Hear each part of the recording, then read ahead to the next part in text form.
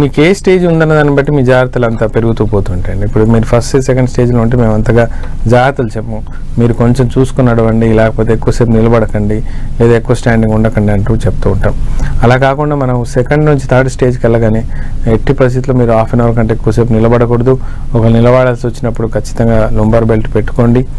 మూడోది ఏంటంటే మీరు పడుకున్న పోస్చర్స్ మీరు జాగ్రత్త పడుకోవటం, అంటే మీరు స్ట్రైట్గా పడుకుంటున్నారా, సైడ్కి పడుకున్నారా, సైడ్కి పడుకున్నప్పుడు మీ కాళ్ళు వెన్నుపూస పొజిషన్స్ ఎట్లా ఉన్నాయి అనేది చాలా చాలా అవసరం.